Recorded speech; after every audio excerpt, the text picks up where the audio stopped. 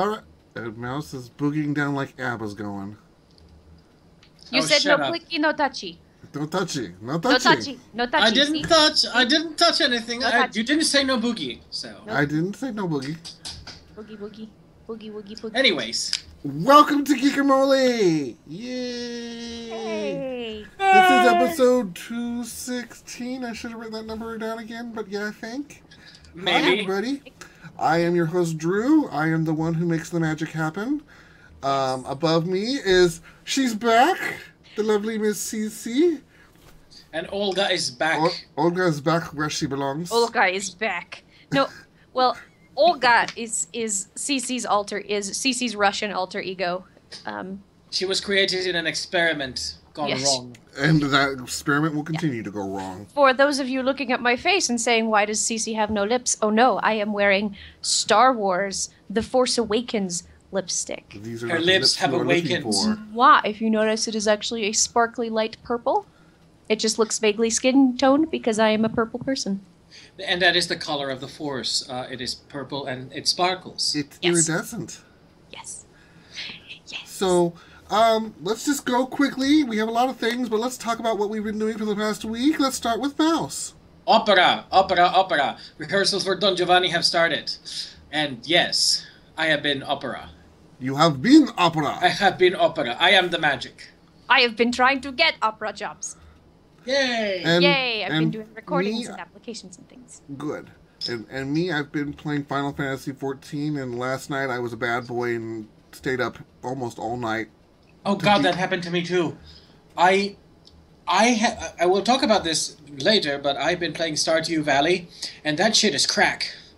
I usually go to bed at a reasonable hour, midnight-ish, and I have been... I had to fix this because I was almost late for my job, because I was playing till 2 a.m., and I didn't notice. I usually went, it's probably midnight. Oh my fucking God, I have to go to bed. Yeah, I was like, why is he awake at the same time as me? Well, let's be honest. Since Monday, I have stayed up until anywhere from 2 a.m. until 4 a.m. You're crazy, man. Because I have been trying to get through the main storyline of A Realm Reborn so that I could get to the new expansion of Heavensward, which I finally did last night at 2 a.m. in the morning. So, stop fondling your Wonder Woman and put her away. I'm trying to set her on her base, but she keeps falling over. Well, okay. So right. Yeah. I would say moving on, but Mouse is the first topic. So yeah, so staying on to me, very quick mention. So the Tokyo RPG Factory announced that its upcoming role-playing game, which I have been keeping an eye on, it's called I Am Setsuna. It will launch this summer on PlayStation 2 and PC via Steam. However, they are not actually releasing it on the Vita. They say that I think the focus was leaning more towards the sense of immersion, being able to jump into the world, the largest screen, etc. And that's one of the bigger elements that sort of drove that decision for the no Vita plan. This is something that we have been seeing for a while, both with the PSP and the Vita, that PlayStation isn't entirely... It has a really good mobile platform. They just really don't support it that well. This game would have been actually quite good for the Vita, and it would have given it the boost it needed. But because Sony hasn't actually been giving its mobile platform, portable platforms, the love they need, it has made it less desirable for a lot of developers. So, sadness. All right, moving on. I can get it to go. There we go. Yours up. Yes. All right, so Dawn of War 2 has new content from Sega. 3 years ago, Sega bought out the Dawn of War franchise from THQ because THQ folded in, I think it's January 2013? That looks right. Yeah, I think it's January 2013. But they've done nothing with any of the franchise. They haven't made any new games. They haven't done anything with it. So people have just assumed that it's dead until suddenly they announced that they have a new expansion pack, the Last Stand Necron Overlord for Dawn of War 2. So I've seen some people are like, yes, finally new content, and other people are like, I hate this. They've phoned it in. They're just trying to get money. You know, I don't really know. Well, hopefully this is the dawn of more Dawn of War games, because they're really awesome. I likes them. You likes them very much. It kind of reminds me of, I think, what is it? Blizzard just recently patched Warcraft 2 or 3. Oh. Yeah, they literally just recently patched it so that it can run better on most recent machines. Oh, good for them. So interesting. Just throwing that out there. I don't have any particular thing for it, but yeah. Next. All right, so we're going to talk about the crack that has been flowing down Steam recently. This little game and called... Twitch, all over Twitch. And Twitch. This wonderful little game called Stardew Valley is a lovely little indie made by one person over a period of almost 4 years.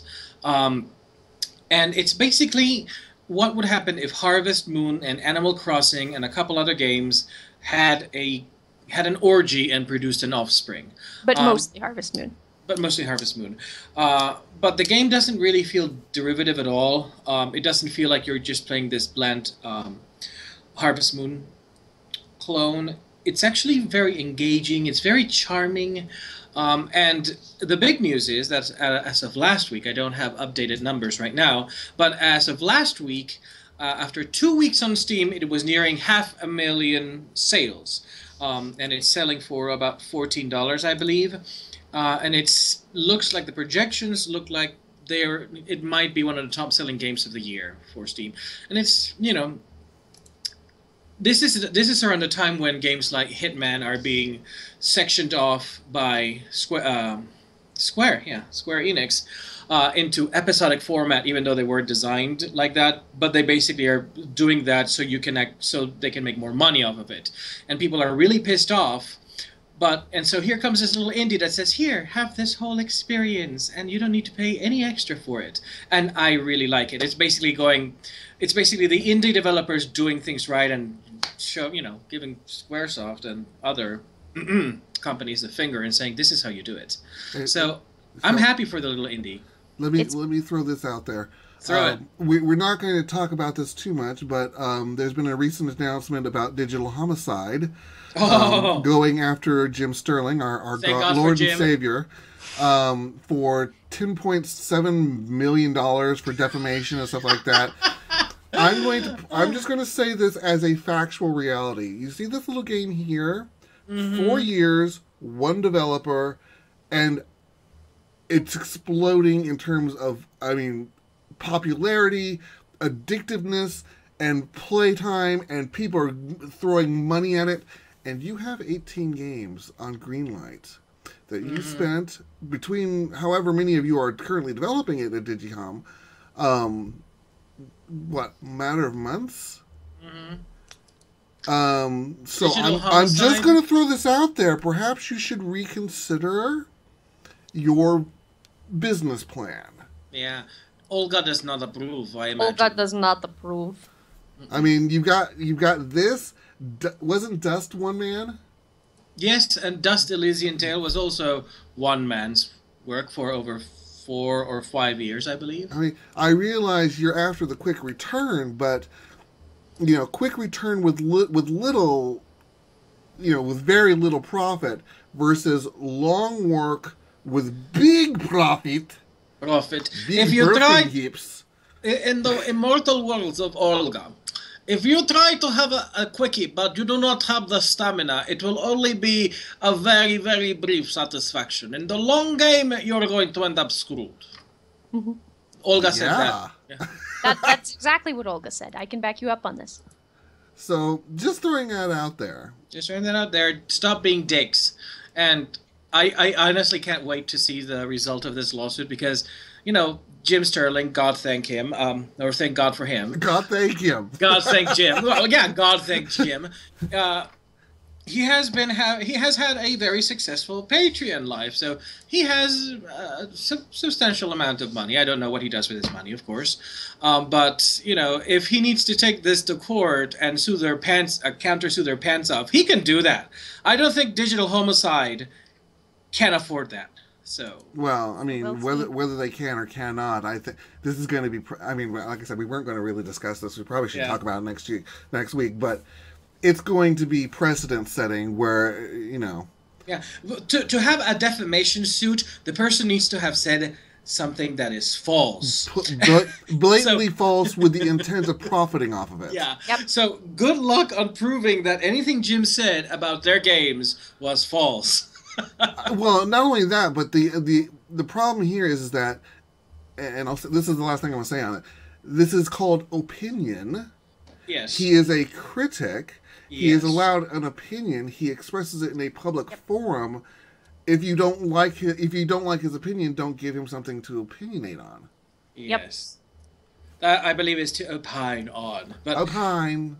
Yes. But yeah, opine. The bottom line, Stardew Valley. That's how you do it. Digital Homicide. Pay attention. This game is good, and good job, indie developers. Keep it up. All right. Next up, CC. Next up. I'm trying to keep my stuff rolling fast because we have some good stuff to discuss. So, Teenage Mutant Ninja Turtles Heroclix is coming. Woo-hoo! I'm gonna buy all of them. Ninja Turtle Heroclix. You can Heroclix with the turtles. It's gonna be cool. And they don't look like the Michael Bay turtles either. No, they actually look like the way the turtles are supposed to look. So I'm excited. They're gonna be cool. I'm looking forward to throwing them at people. Yes, and you have the two variants. You have the Nickelodeon animated show looking rough turtles, and you have the more traditional looking turtles. Yep. So I look forward to throwing them in fits of Heroclix-induced rage at people. Woohoo! I'm actually not like that, but Olga does that. So Olga does that a lot. Olga is made of fury. And when Olga throws something at you, you'll know. Yes. You'll feel it. It's called the Soviet slap. Yes. So moving on, EverQuest next. Poor Daybreak. I mean, they used to be Sony Online Entertainment until they were basically split off from Sony. They laid off a number of employees, including key staffers for EverQuest. And then co-founder John Smedley left the company a few months later.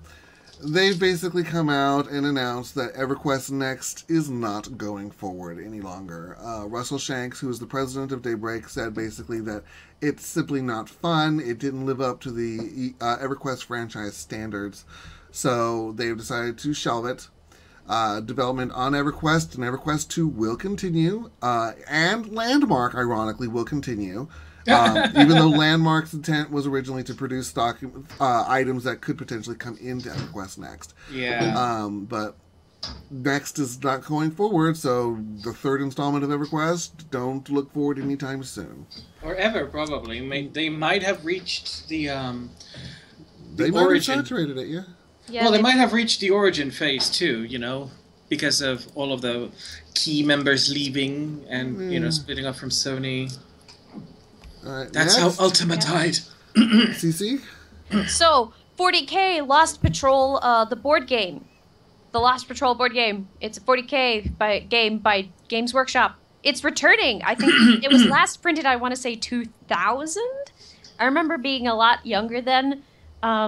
So, it's been, 16 years? It's coming out June 17th. It should be fun. I don't know. It depends. Again, I love GW, except when I utterly despise them because they have some really good products, but the company is the worst. So we'll see how this turns out. Whether or not they've changed the game. I think it's going to be a reprinting. I think they said that it's a reprinting, but I'm not 100% certain on that. So if you like Games Workshop board games, Lost Patrol's coming out again. So yay! Maybe. Yay!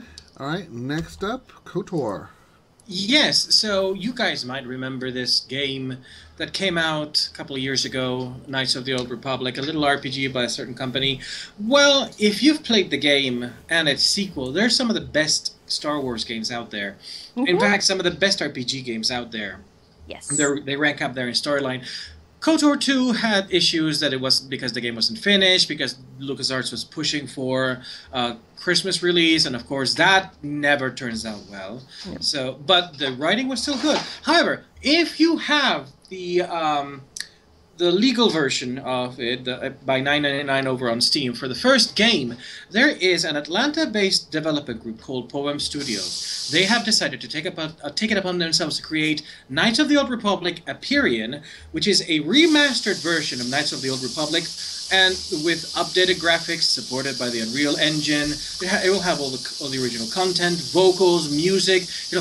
But it'll also have new worlds, missions, and companions. All of that. It's more like a mod rather than a game, but you have to have a legal copy of the original game to play the new version. But the update will be 100% free, and if you Google the videos for Empyrean, it looks fucking beautiful. So you mean my game won't crash all the time? Because I've been trying to play it on this computer, and it's, like, unplayable. No, your game will not crash. So I am looking forward to it. You remember that Knights of the Republic came out in 2003, so if you play the game now and you're one of those graphic junkies who go, dude, this sucks, well, you're going to have an updated engine to play with, and you'll get to experience one of the best role-playing games out there. Or if you're like me and your computer just won't play the game right now, maybe it might play for you! All right, moving along in Star Wars news. So, Star Wars Armada Wave 3 has been unveiled. It's brand new breaking news. I think the only place that I found had some actual solid information was Bell of Lost Souls. So go ahead and check that out. I don't want to read out like everything they have because that's boring. So if you're really curious, check out the Bell of Lost Souls article. It says Star Wars Armada Wave 3 unveiled. Pretty simple. It's going to be pretty exciting. A lot of people are really excited. It should change the gameplay a little bit, but I mean, that's the way that everything is going to be.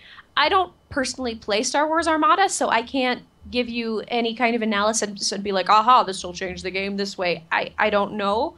Bell of Lost Souls generally does a pretty good job of doing that analysis, so go ahead and check them out for that. Now, you might want to close out all the other tabs in your browser, because Bell of Lost Souls makes everything move so slow. So slow. But they have some good solid info. So go ahead and check that out if you're a Star Wars Armada person. All right. Next up, Mouse. So we have, for those few people who are still fans of Peter Molyneux and his legacy, there's some sad news here, babies. Fable Legends, which kind of was hyped and then not hyped after all the negative feedback from Molyneux's antics. They will the closed beta will end next month. The game will shutter down on April 13 at 3 p.m. GMT, and that's it. Not only that, Microsoft has cancelled production on the full version of Fable Legends, and to boot, they are closing down Lionhead Studios, which is the end of an era of promises that never quite made it, but it did give us a couple of good moments. Black and White, for example. I thought the game series was good, even though it didn't... I felt it didn't really experiment as much as it could have.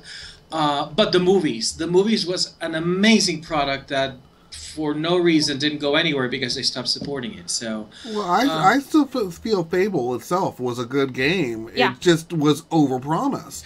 It was overpromised, and that made the reception a lot less warm. I mean, you know, colder, I guess. Yeah. And the same thing happened for every other Fable sequel, because nobody at Lionhead Studios grabbed Peter Molyneux and slapped their hands over his mouth. Yeah. Slapped their mouth over his mouth. Yeah, slapped his mouth over his a Molyneux French kiss. I think, yeah. Ici Molyneux, je vais te baiser. No.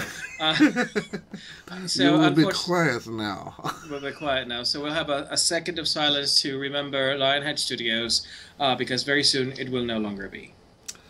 All right. In the land of things that exist, or will be existing, Bloodborne, really popular for those of you who watch the show and come anywhere near Twitch as part of the presumed part of the Souls series. Eric Lang has announced that he will be working on the official Bloodborne card game. It will be based off of Bloodborne's Chalice Dungeons. So it's going to have risk management with a bit of groupthink, inventory management, upgrades, and tactical play in what he refers to as an intense 30-minute card game. So that's a thing. And everyone will die. Everyone will die because that's souls. So that's a thing that will be existing. So keep your eyes open. Mouse? All right, so we're going to talk about very briefly. Some of you guys might remember in the 80s and 90s, you had a board game called Heroclix, which actually there was a conflict with Quest for Glory, but never mind. Heroclix, which was what, Parker Brothers, one of those, Milton Bradley, one of the big board games developers, and it was a really cool game because you got to play like one of the stereotypical dungeon crawler characters, you know, the barbarian, the elf, whatever, because being an elf is a profession. The wizard. Elf shot the food. Elf shot the food. And you got to play pre-made scenarios, and you got to construct the dungeon. It was really, really cool. So there's actually a game that is now inspired by this, Dark Quest 2, which is currently undergoing a crowdfunding campaign on Kickstarter. It looks gorgeous. The artwork is simply beautiful. It's hand-drawn isometric dungeon, all bells and whistles. It's party-based, so go check out the Kickstarter. Throw money at it like there's no tomorrow, because I want this game. It looks Moving cool. on. And it looks beautiful. Really cool. Throw money at it because Mouse wants the game. I want the game. You pay for it. I throw money too.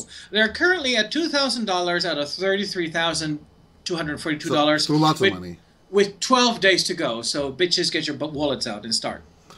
All right, moving on to the next segment, CC.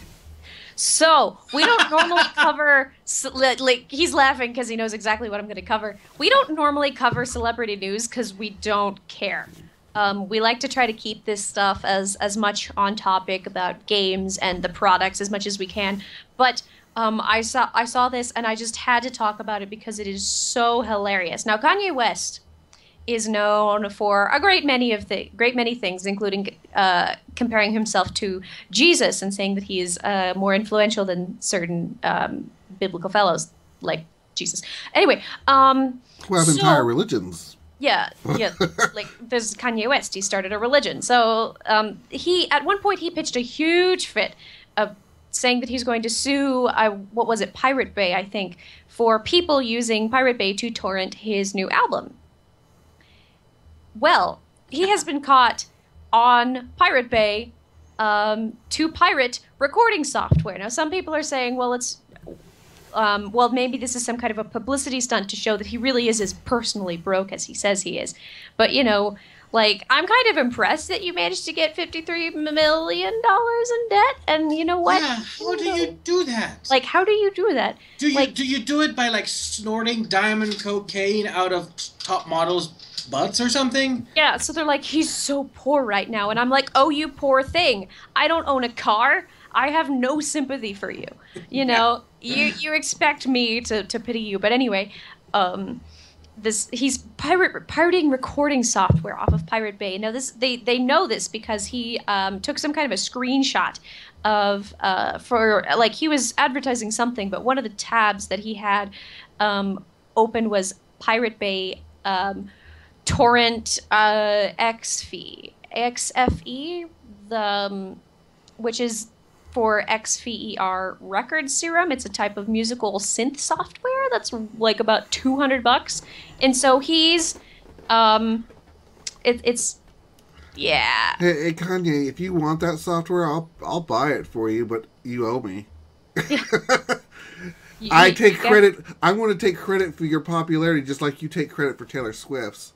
Yeah, exactly. Like, I'll buy you the software if you buy me a car in 10 months. You know what I mean? And this thing, it better not be, I need that car paid in full in cash, you know? I don't need him to buy me a car. I need him to introduce me to some people.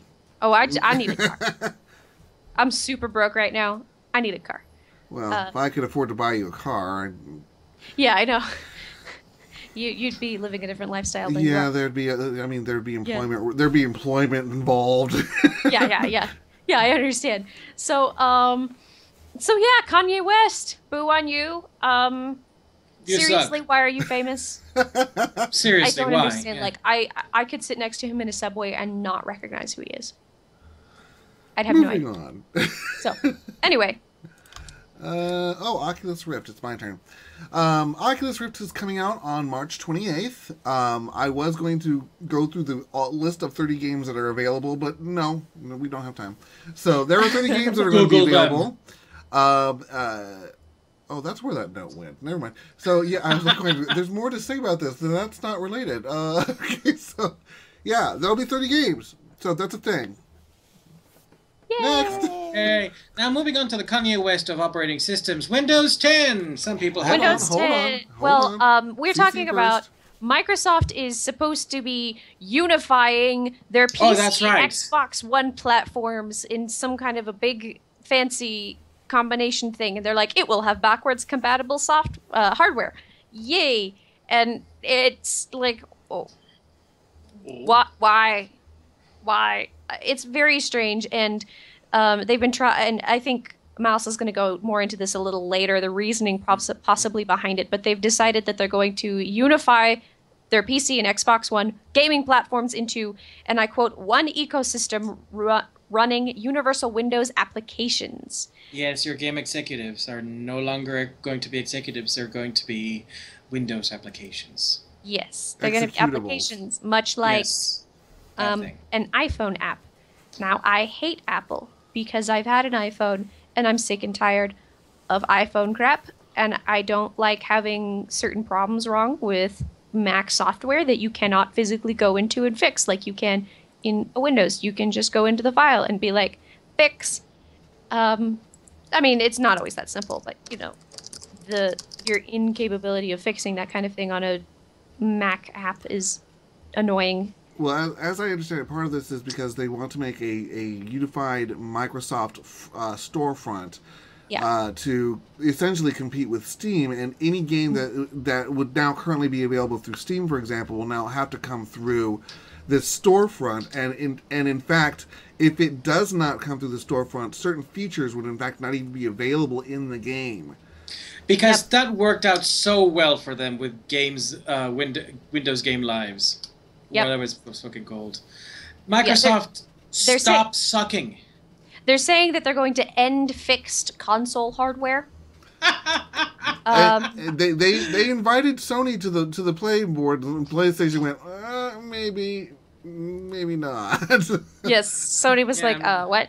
So Sony was like, you're full of crazy. I'm just going over here now. So Windows, since this is Mouse, this is similar to what you're talking about. How about you go ahead and move the topics? So basically, Windows 10, the Kanye West of operating systems, because it's constantly in your fucking face and it wants to be part of you. And it wants you to embrace how meaningful it is. Well, up until now, we have been able, well, some people, because I upgraded to Windows 10, and I have had a mixed experience, mostly positive. Some things, what the fuck are you doing? Like all Microsoft. Of course, this is coming from Windows 8. I'm still on 7, so... Yeah, I was on 8, and I wanted the pain to end, so I upgraded to 10 because I couldn't downgrade back to... No, I couldn't upgrade back to 7, because moving from Windows 8 any direction is an upgrade. However, so up until now, we have been able to politely decline the upgrade to Windows 10. However, Microsoft has changed the game a little bit. Now we have reports of computers actually downloading the installer, the OS, and it just sits there and it takes space in your hard drive, and it's because it has now been. Windows 10 has been moved from an optional update to a recommended update. So, of course, what this means is that you, technically speaking, have the right to decline the update. However, those of us who have become familiarized with Microsoft's update policies and how they constantly change things on you, people have been walking away from their computers and coming back to find Windows 10 being installed on the machines because they weren't at the computer when the 15-minute warning where you can opt out of the goddamn thing was popping up. And, you know, sometimes people will be playing a game and they can't alt-tab out of it or minimize it. And sometimes, you know, the update option is supposed to pull focus, but sometimes it doesn't. And some people have been playing games and suddenly they get the message, we're going to shut down your computer so we can install Windows 10. And go, what the fuck? So, Microsoft, again, stop sucking. You've got all the money in the world. You constantly snatch defeat from the jaws of victory. And they're trying to create this...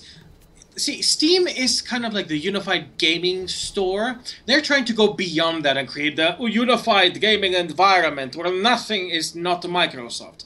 And I'm sorry, Microsoft, but the whole point why some people are PC gamers is because we have the freedom to choose whatever the fuck we want to put on that goddamn machine. Yep. And if you start doing that to gamers, you're going to lose gamers. They're going to start installing Linux, for fuck's sake. I hate Linux. A lot of them have already started installing Linux. I hate Linux, not because of the platform. I just hate how user-unfriendly it is to configure and etc., etc. But honestly, if you pull that shit, I might just change to Linux. Because that'll be the last straw. That's I do not want a tiny little sterile environment where every game that I have to buy has to come through your stupid store because I know how your store works and I know the execrable customer service you give to your users. And I don't want to tie my gaming experience to that. So fuck you, Microsoft. Microsoft, that's why I was just showing off my little Mac there. That's why I've got it. That's why I've got an iPad. As soon as Windows 10 was announced, and the fact that you could not opt out of updates. Yep, nope. Screw you. My computer. I say what goes on it. You don't get a vote. So 7 stays where it is. As soon as the little thing says you can go to 10 for free, I'm like, screw you, and took it off. Fuck you, no. That is completely removed. You will not have any ability to influence my machine. Mm-hmm. So yeah. Rant over. Moving on. Tired of that. So anyway, there's a new company. I've never heard of them before. Maybe somebody else has. Affectiva, which is they're coming up with emotion-aware gaming, and that the game is going to use possibly, and this seems to be all a rough sketch kind of thing. I got this from their own their own press release, so I'm sure that a lot of the information that they're giving is altered or shown in some way. But anyway, they say that they're going to use a webcam or something to actually monitor your emotional state, and it will respond to you. For example, if you want to intimidate someone, you have to be like, "Girl, I'm physically intimidating," or like if you can charm someone by being charming, or or add emotion data to add emotion data to usability and market testing is something that they're advertising. So it's interesting. I think this has more possibilities for the companies to see how people are reacting to the games rather than for actual gameplay use, but they're advertising it as a gameplay mechanism. Actually, I can see a lot of use in horror genre. Oh, I mean, that'd be great, but I think the way that they're advertising it, like they have supplement backend data analytics and measure esports audience emotional response, things like that. Yeah. So I think this is more going to be more marketing or anything, but it's an interesting concept, and I'm interested to see if this actually happens. Because I think if they did this in a horror game, that gradually ramps up to the point you're like pissing yourself. Yeah. Yeah. That'd be fun. But yeah, so we'll see. Maybe. It's a cool possible idea. It's the age of VR, so who knows? Yeah. So who knows? All right. Next up, Steam. For those who remember the aborted attempt a little while back with Bethesda with Skyrim and Steam trying to open up the community, the store to community sales for mods and things like that. They have come back now, and they're doing that with Dota 2. However, the difference this time is that you have to be basically you'll sell game passes. They're called custom game passes, and these are in fact curated. So they have to basically pass a quality test in order to be available for sale. So not everything is going to go up for sale. And these custom game passes can only be sold in 30-day quantities. So there will be no ongoing game thing, pass, whatever. So this is a thing. Keep an eye open. They're basically saying they're selecting only games which have already established a sizable community and are mature enough to offer good value to the customers. Right. So that's probably a step in a good direction. We'll see how that turns out. All right. Possible. Next up, Mouse. Very quickly. So you might remember that we talked about the incoming release of Faith by Valiant, which is the miniseries featuring one of the characters from Harbingers, which was a comic that was in print about 23, 4, 5 years ago. They came back. They relaunched Harbingers. Well, yes. It's saw print for the first time about 23 years ago or so. And it features the character of Zephyr, whose, her real name is Faith Herbert. I had Faith. No, I swallowed wrong and I was trying to stave it off and it didn't. In any case, so I finally decided I waited until the second issue was out and I bought both issues, number 1 and 2, on Comixology, which is something everybody should do. So because it's a nice service, and I read both of them, and I was very pleasantly surprised. The character of Faith is one of the most likable characters in comics I've read in a long time. The story is sort of... It's dealing with sort of like a kidnapping plot that might seem a little bit stereotypical, but what's not stereotypical, it's the treatment of the character and the treatment of her relationships, especially because she now has to deal with adulting and getting a job and doing the superhero thing on the side as well. And the relationship... Yes. My superhero's career is failing. As well as some of the relationship with some of the Harbingers, members from the team. For example, her ex-boyfriend, who is like this huge muscular guy called Torque, is now a reality TV star. And he has this trashy reality TV show. And she is very disappointed in him. But anyways, I will not go on too long. I heavily recommend this review. I heavily recommend this comic, and I will be making a 4-color review very soon on it, as soon as issue 3 comes out, because I want to review at least 3 issues of it. All right, next up. Why is it that when I do this and then I click on the button? There we go. Coming up on March 28th also, for those who watch the CW or CBS, Flash and Supergirl will have their crossover on CBS. Yay! In fact, it's essentially confirmed that Supergirl and Flash do not occur in the same universe like Flash and Arrow do, because it basically says that Flash lands in an alternate universe and ends up fighting alongside Supergirl. So... it's a thing. It's coming on March 28th. Keep your eyes open. I'm curious to see if they leave Smallville connected to Arrow and Flash, or if they tie Smallville to Supergirl. But we'll see. Or if they're even going to pretend that Smallville exists. Who knows? Yeah. So moving on. CC. Yes. So, yes, Big Hero 6 is getting a sequel. Yay! Well, it's coming to Disney XD. No, I don't have it. Yeah, but I'm gonna I will probably find a way to watch it.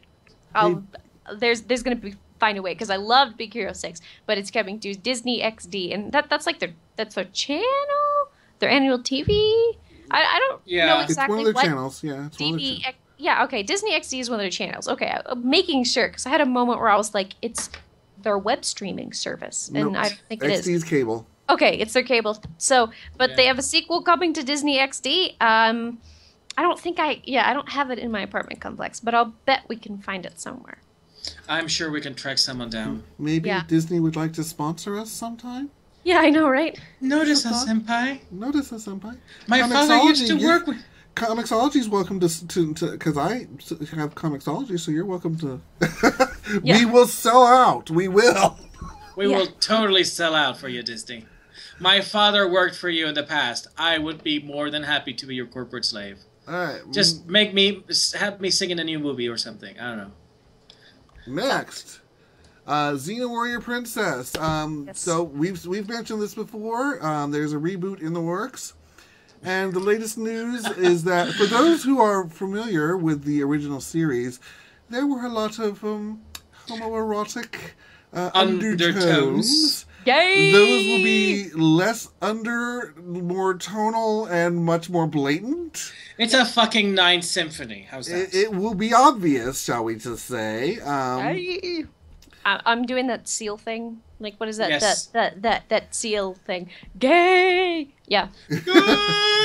Like, I didn't even read the article when Drew brought this up. I saw the title and just immediately was like, gay seal! Which is not really helpful when you're actually trying to have a good conversation about what the show is going to be about. But I thought it was perfectly appropriate, so. But producer Javier Grillo Marusak, I hope I pronounced that correctly. He basically said that this is going to be a thoroughly modern update. So things that could not necessarily be shown during the 1990s. Yeah. Yes. What do you think is really Sodom and Gomorrah-able? Like, do you mind if I read the full quote? Go ahead. Yes, go ahead. Xena will be a very different show made for very different reasons. There is no reason to bring back Xena if it is not there for the purpose of fully exploring a relationship that could only be shown subtextually in first-run syndication in the 1990s. Yep. It will also express my view of the world, which is only further informed by what is happening right now, and is not too difficult to know what that is if you do some digging. So there's no question that it's going to be like a Gabrielle romance, that Xena romance thing there. So I'm excited, maybe. I've heard good things about the new Xena. I mean, I want them to include the original cast in some way. I don't know if they're actually going to do that. There's been some talk of them maybe doing that. I know they would love to, but... Yeah. I mean... Yeah. But I'll be honest. It has been 20 years, so it is time, I guess, for a new incarnation. Yeah. Like, new actors is fine. I want them to include the original cast in some way, and so I know they've been talking about doing that. Actually, if they want to do it as a cute little nod wink, because if you remember from the original series when they had Xena meet the princess who looked just like her, yes, that princess could grow up and now be the queen, and that could be Lucy Lawless again. Yes, it could be. It could be. So we can see. I have hopes for this. Yes. So. All right. Yay! Moving on, Mouse. And to something that is not gay, so we have news that Star Trek The Next Generation actor Brent Spiner. Is it Spiner? Okay. Brent Spiner has revealed that he is voicing the Riddler in the Cartoon Network's coming Justice League action animated series. I'm gonna watch this. Well, you know. Most curious, Captain. My decision has been made. Yeah, well. Watch this. I don't think I will. I will. I'll give it a shot. I like the DC animated universe. But this is them like dumbing it down even further. As long as it's not Teen Titans Go, I can handle it. Oh god. Nothing is as bad as Teen Titans Go. I rank them this way. Teen Titans Go is the bottom of the stack, and Young Justice and Justice League Unlimited and all that are up here. And the Batman, one of the Batman Brave and the Bold is kind of... So as long as it's above Batman Brave and the Bold, I can handle it. That was like the lowest I could handle. I actually liked Teen Titans Go as it was for like a little kid show. Be like, yeah, it's for 8-year-olds. Sweet. Let your 8-year-olds learn about the Teen Titans. I actually didn't have a problem with it. I don't like it as an adult. Considering they took away a show that I think was more my speed and replaced it with that. Whatever it is, I'm fine. I sure as hell am not going to watch it. So I understand. I just think it's a good children's show for kids. Which I have no objection to, as in and of itself. So moving on. I object to children being entertained. So let's just throw this out there. It's a thing that's coming. Resident Evil is getting a musical. Woo! Why? Why? It will star Ryon Yuzuki, who has made a career of playing male characters while in the all-female Takanozuka review. It will be a stage show and will be an original musical. It's slated to run in Tokyo from September to October and then open up in Osaka in November. And Capcom's Hiroyuki Kobayashi will oversee the stage adaptation. So yeah, the musical Resident Evil is a thing. I've heard good things about their musical versions of things now, but they did one apparently of Ace Attorney. I've heard good things about it. I've never seen it because I've never been to Japan, but I've heard it's good. I've heard their stuff is good, so it could be fun. Disney, perhaps you'd like to sponsor us. Hell, Capcom, perhaps you'd like to sponsor us to come out. No. Not after the Street Fighter V fiasco. No. You can leave Mouse at home. CC and I will come to Tokyo and watch I'll go to Tokyo. I want to visit Japan and see all the strange Japanese things. I want to go back because I loved it when I was there. So I just want to visit and see what it's like. So anyway, we're like that sponsorship. So Justice League, go ahead. All right, so we have had some new hints about what the plot of the Justice League movie might feature from Terrio, and that's a screenwriter, Chris Terrio, and he hints that there might be a feature plot involving the war between the Atlanteans and Themyscira. And of course, you know, those of you who know Greek mythology, of course, Diodorus Siculus described the wars of the Atlanteans with the Libyan Amazons and whatnot. So there is a reason for that, but that kind of gives me a little bit of a weariness because if you have been following the New 52, you will know that Azzarello and then later on Meredith Finch, whose name will live forever in infamy, turned the Amazons, who were more of an advanced, philosophically peaceful society, they turned them into man-hating rapists and murderers. So, and since they're going for Wonder Woman's origin as a daughter of Zeus, which is the New 52 origin, I'm kind of weary that we might see the Amazons being like these bloodthirsty interesting. If you say misogynist, which means, you know, woman hater, etc. But if you say I guess misandrist would be okay. Misandrist group, which isn't really what the Amazons were about. So whatever. So moving on. We have like 15 minutes left, so we need to go. Yeah, I suggest one thing that we do the round table thing next as the first thing we do. What? The round table. He wants to skip the rest of the cinema news and go straight to round table? No. I want the round table to be the first thing we do next episode. Okay. Well, we can talk about that in a bit. We'll talk about that. Anyways. Let's talk about that later. We do not need to include that in a broadcast. So... But there it is. So yeah, Miss Peregrine's Home for Peculiar Children is coming out September 30th. It's had its trailer released. It looks a bit like Harry Potter meets the X-Men meets Slenderman. I'm very intrigued. I'm curious, and I want to go see it. Me too. So there. Next news, Harrison Ford and Steven Spielberg will unite in the 5th Indiana Jones movie. Disney announced today. I bet $20 to get a death scene in that one too. The 4th movie. Indiana Jones and the Search for Social Security is what I've called it. It's a 5th movie. 5th. Nope, 4th. That Crystal Skull thing never happened. Oh. But Olga was there. Olga was not there. Olga was not there. Olga was not behind that. Olga does not believe in it. Olga does not believe in it, therefore it does not exist. So. Next. Anyway. Where was I? My notes. Benjamin Rigby, who is from Green-Eyed and That's Not Me, he will be joining the cast of Alien Covenant. Michael Fassbender, Billy Crudup, Catherine Watterson, and Danny McBride have already been announced as the cast. This is being labeled as a Prometheus sequel / Alien prequel.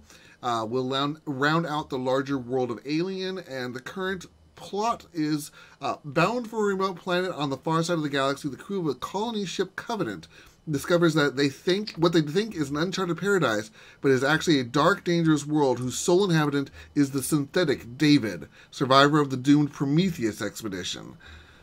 So, yeah. Uh-huh. Moving on, Mouse.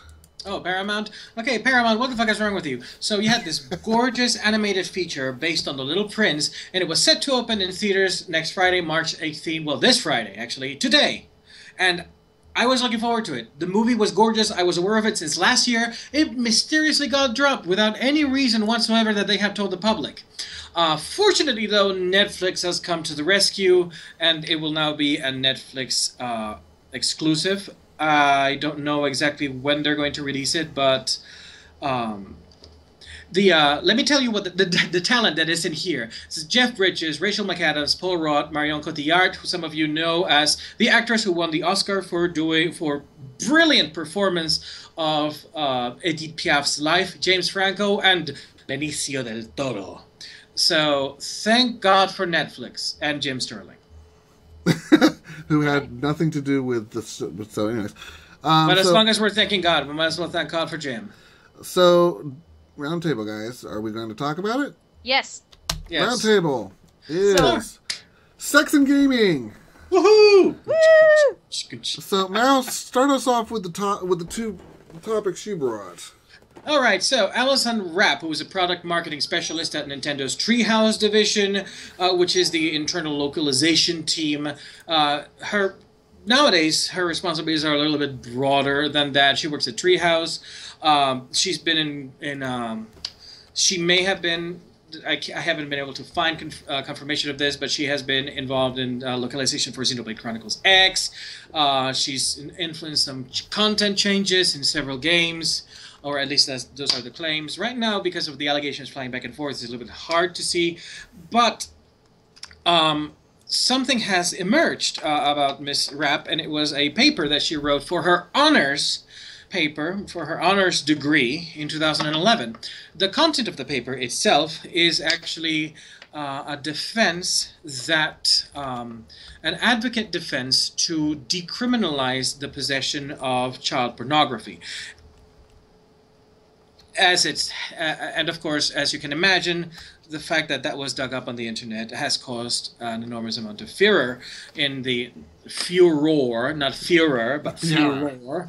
Yeah. It's caused the furor. No, it's caused a large amount of furor because, again, she works for Nintendo. Nintendo has this family-friendly image it wants to cultivate, and so it has been messy.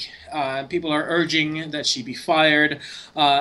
Alison Rapp, to be fair, her public presence over social media, etc., is very much third-wave feminism, fight the patriarchy, microaggressions, all that kind of stuff. So, of course, that makes her a target for a lot of people. Now, because I do not believe in believing word of mouth or even just secondary sources, I went straight to the source. I went and I read her goddamn essay. First of all, I cannot believe this woman got her degree, because it is one of the worst written papers I have ever read. It is. Now, it's, and I'm not exaggerating. You can go and look for the paper. She starts with assumptions on her paper that she never substantiates, that she never defends. Such as, for example, when she says that, well, that Japan, which has such a large issue of child pornography, and here she talks about both real children pornography, like erotic movies or images, etc., featuring real teenagers below the age, below what in the West would be the age of consent, and as well as images of fictitious characters. She does not derive, when she talks about the issue in itself, she does not derive a difference between the two of them. And that is very important, and I'll talk about later. She basically, for example, says, well, Japan has the lowest rate of abuse, of sexual abuse reported. But the problem is this, she just throws that into the paper, and then she continues on to the rest of her arguments. The problem with that, and I wonder who the hell her thesis advisor was for this, because if you make an assertion like that, you have to go and substantiate it. Not only that, you have to question it, because there have been issues with Japan and sexual abuse and rape. People say, well, we have such low rape reports. That's not true. A large amount of rape in Japan and sexual abuse goes unreported because the society itself is a very collectivistic, very conformist society, and if you start rocking the boat, whether or not you're right, you start getting ostracized, and you start getting the brunt of, basically the Japanese saying is the nail that stands up gets hammered down. And to boot, on top of that, you also have the police. There have been many police cases that have been closed with fraudulent evidence so that the police could save face. So you cannot make those assertions and suddenly link them, well, they have such low level of abuse because they've got child pornography. You cannot make that kind of logical leap to begin with, but if you're trying to make that, you need to substantiate that. Yeah. Yeah, because the actual number versus the reported number can be very, very different in a lot of things like that. Like you said, it's that collectivist culture. And there's a lot of stuff where they're kind of stuck in the 50s, and they have a little bit of a fascination with the American 50s culture. And one of the big things about in the 50s in America is that any kind of spousal abuse was considered to be a problem within the home. It was not considered to be a major criminal offense. And they have I can't say that is the same way in Japan because I don't have enough evidence to say that's what it is, but with a culture that values the collectivist ideal like that kind of discord can be seen as something that must be within the family. Yes, and a lot of women feel like they cannot that they cannot report these things because they feel they will be either ostracized or they will be pressured to be silenced. And it's the whole hone tatemai thing, the outer face versus the internal face. And if the outer face is damaged, that is basically social suicide in Japan.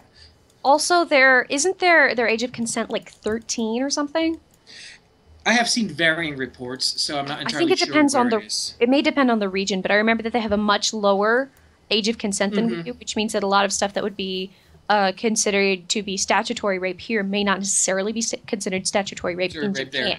And that's a legal issue. That's not necessarily an issue of child pornography. Well, as long as we're on the Japan segment, let me go ahead and bring up my section of this.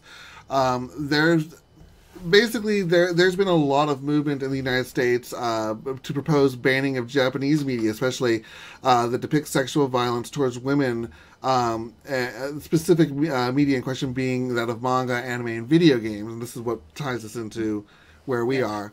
Basically fictitious characters. Essentially. And Kumiko Yamada of the Japanese Women's Institute of Contemporary Media Culture, she actually stood up to defend the usage of sexual violence in media. And this is basically what her argument is that the so-called sexual violence in manga and video games is a made-up thing, and as such, does not threaten the rights of actual people. Therefore, it is meaningless in protecting the rights of women. She goes on to say, in Japan, and especially when it comes to manga, these are creative fields that women themselves have cultivated and worked hard by their own hand to create careers for themselves. If we were to ban the sale of manga that includes sexual violence, it would be the opposite, and basically it would do the opposite and instead create a new avenue of sexism towards women.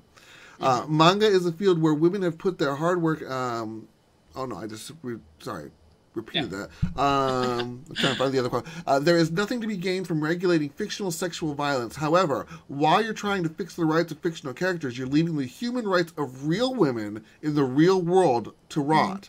As well, in Japan, the entire reason we have media genres such as manga that developed to take on themes such as sexual exploitation of women came from an attitude to tolerate drinking the pure and the dirty without prejudice. It's because we had the freedom to express our views, and with that, to express the view of a world of humans that live and die, that there are pure and wonderful things and dirty and nasty things mixed with each other. Yeah, the problem with that is there are problems. There's some serious problems with censorship laws, but saying that they can't show any kind of sexual violence towards women is dangerous in its own way, because even if say someone tries to create some kind of awareness about manga about how bad sexual violence is, then you can't show it. They can't show that. Yeah. So in many ways, they're shooting themselves in the own foot with that. And this goes back actually in a way to the Alison Rapp story, because in her paper she does have a section where she discusses, for example, the U.S. And the British child pornography laws. Now, the British child pornography laws do not recognize the difference between an existing real subject, that is a real minor, real world minor, and a fictional depiction of a character. The British laws consider all of it child pornography and punishable by law. In the United States, the ACLU got involved when these laws were passed, because in the original the original context of the law, they were exactly like the British laws. But they said, no, you cannot punish fictitious depiction of things that do not exist, people that do not exist, that are not real, even if the content itself repulses you, because this falls under freedom of expression. And it's true. And actually, and my stance on this is, if it's real child pornography, of course, it's criminal. If it's fictitious, it's make-believe. You cannot punish that. And one issue that Rap had is that she said, well, sexualization of minors in Japan is a tradition that has been around for centuries. And the problem is, well, yeah, okay, fine, you can make that argument, but there are cultures where female genital mutilation has been a tradition that has been around for many, many years. Does that mean that we cannot touch that we cannot consider that,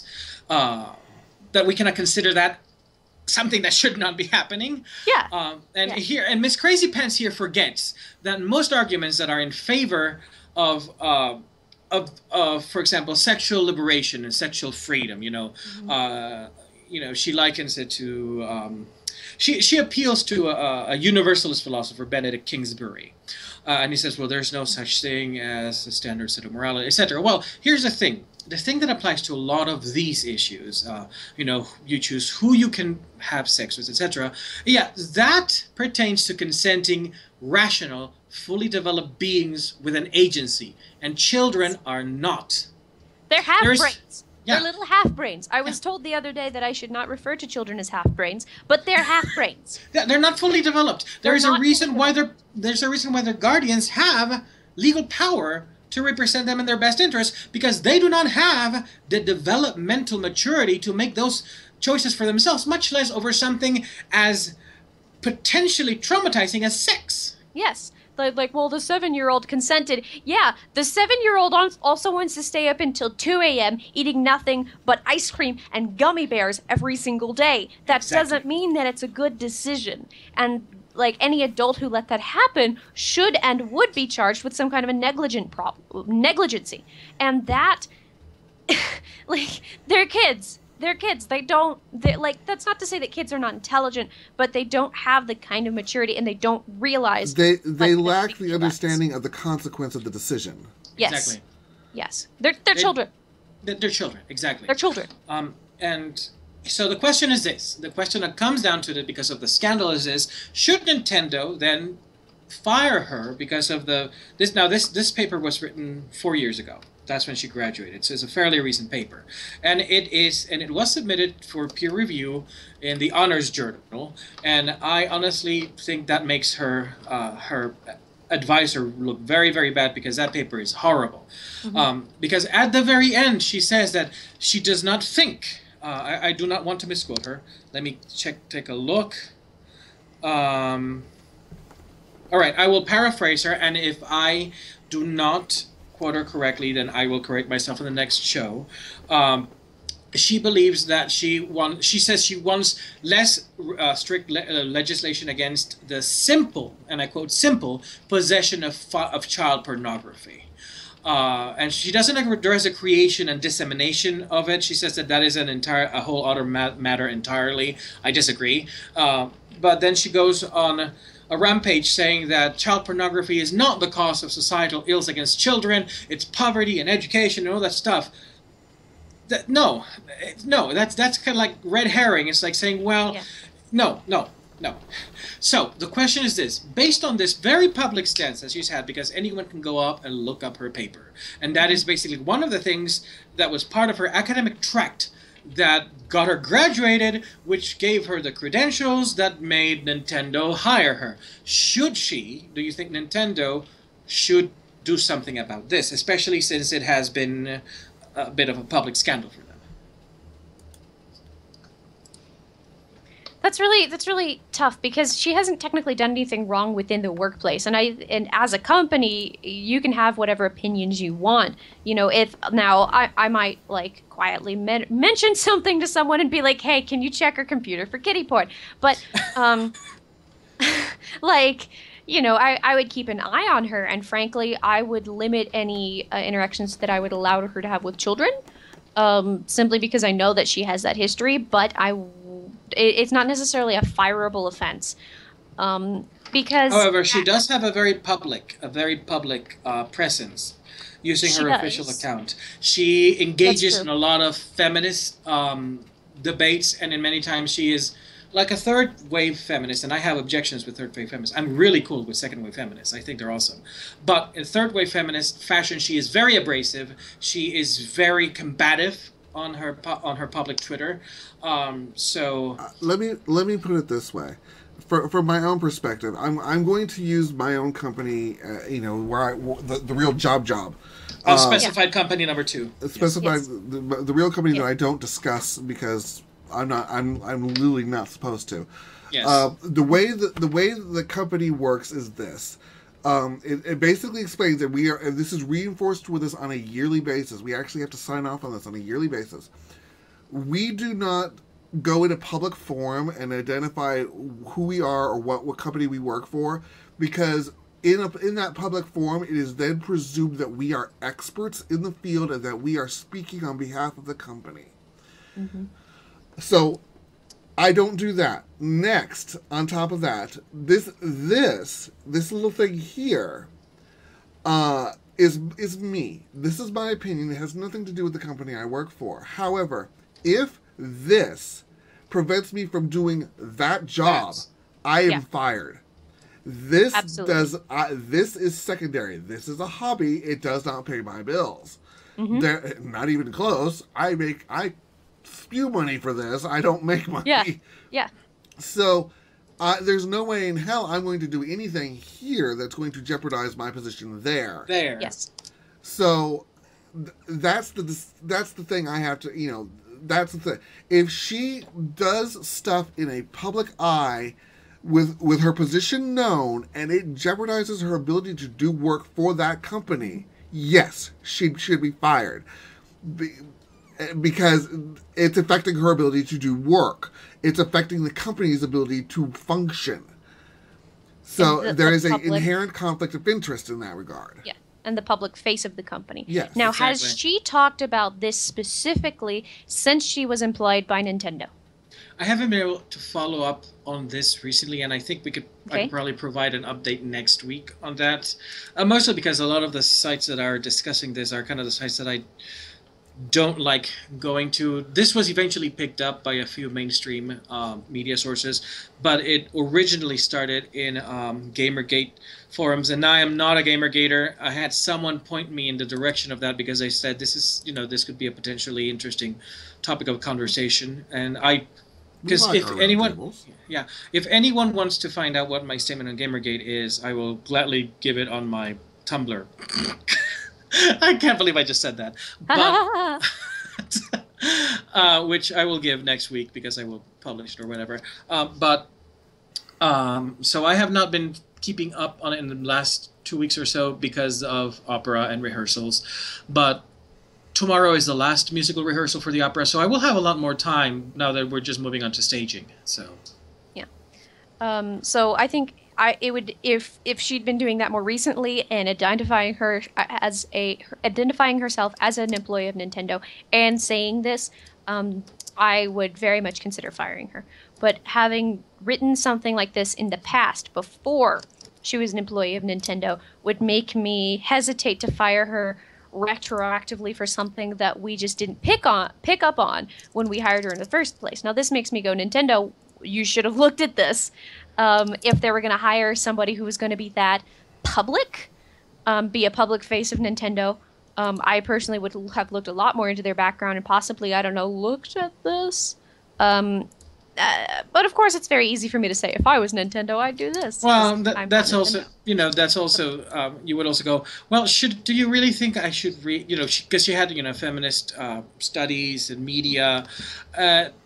you know, the guy who's hiring her is going to look more at her grades and more of like personal references and go, well, should I read every single thesis she's ever submitted? Oh yeah. Especially since it was so poorly written, I can forgive the guy for like clocking out halfway through. But if this was something in the past and not necessarily something that she's working on or advocating for now, I don't know. I might pull her aside and have a frank talk with her about like, hey, if you ever say anything like this, we cannot and use a pseudonym online because we cannot have this at all be related to our company. Yeah. This is entirely too controversial. And she is known for making very, very controversial statements. Like, for example, in February of last year, she said that she doesn't think sexism against men can exist. That's stupid. Yeah. She like, just read her paper. It's so full of stupid. I have no idea how this look at pretty much any divorce/custody laws in the U.S. Yeah.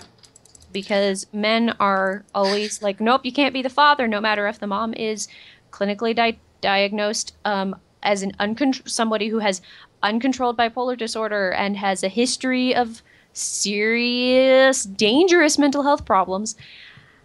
And that they'll still be like, oh, mom gets primary custody. And dad's like, but the reason I'm divorcing her is because she's crazy. So, you know.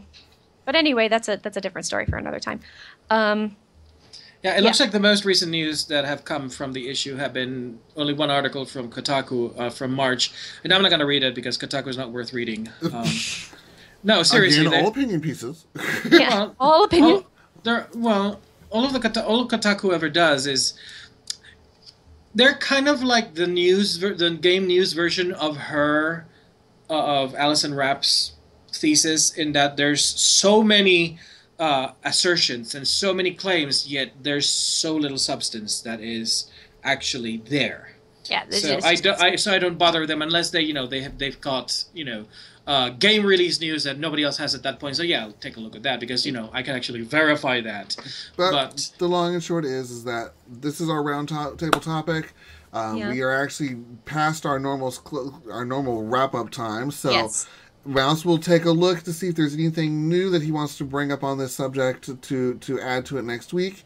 Because there's an entirely other issue that we didn't really cover this week that I think it might be good to bring next week. Yes, that will be an interesting one next week, actually. For those of you who know what we're going to talk about, sandy beaches. Sandy beaches. Sandy beaches. And we're not talking about, like, a beach that's sandy. No. Yeah. So anyway, there we are, guys. Let's wrap this up. What's your plans for the week? Opera. And next week...